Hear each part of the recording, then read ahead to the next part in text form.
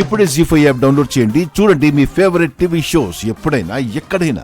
ప్రాణం పోయాక కూడా పక్కనే ఉండి తన కుటుంబాన్ని కాపాడుకుంటుంది. చూశారండి నా కోడల్ని.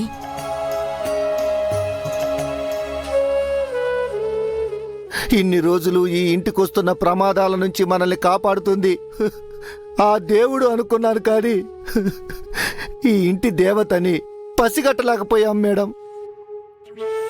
ఈ ఇంటికొచ్చిన కష్టాల్ని, ఇంట్లో వాళ్ళ కన్నీళ్ళని చూసి పాపం పిచ్చి పిల్ల ఎంత కుమిలిపోయి ఉంటుందో.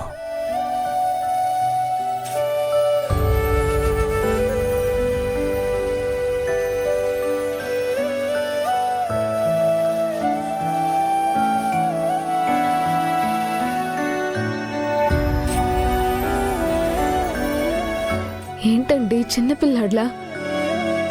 అన్నీ తెలిసిన వారు అర్థం చేసుకొని ధైర్యంగా ఉండాల్సింది పోయి ఇలా అయిపోతున్నారు. నాకు అర్థం కావటం లేదు మిస్ అమ్మ. ఆ దేవుడు ఆరు నాకు జీవితకాలం దూరం చేసి తనకి మాత్రం నన్ను పక్కన ఎందుకు పెట్టాడో నాకు అర్థం కావటం లేదు.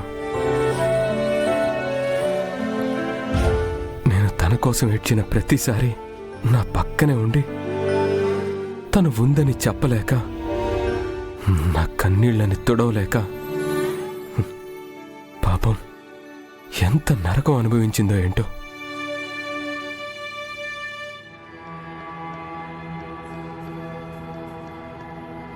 మరిప్పుడు ఇలా చూస్తే మాత్రం అక్క సంతోషంగా ఉంటుందా చెప్పండి?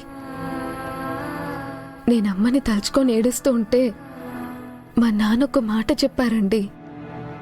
మనం ప్రేమించిన వారు మనకి దూరం అయితే వాళ్ళ జ్ఞాపకాలు మనకి హాయినివ్వాలి, కానీ కన్నీళ్ళని కాదు.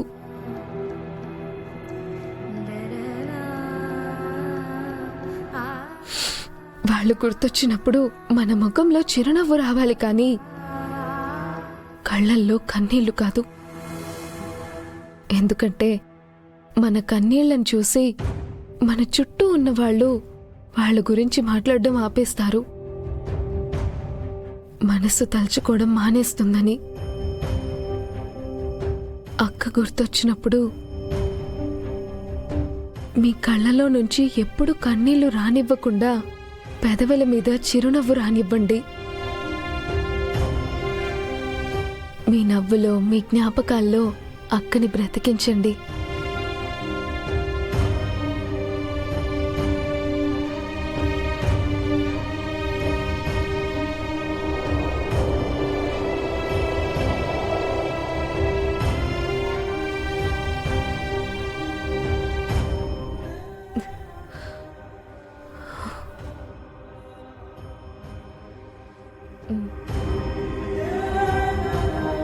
స్వామీజీ చెప్పినట్టు సాంప్రదాయబద్ధంగా అరుంధతి అస్థికలు కలపాలండి.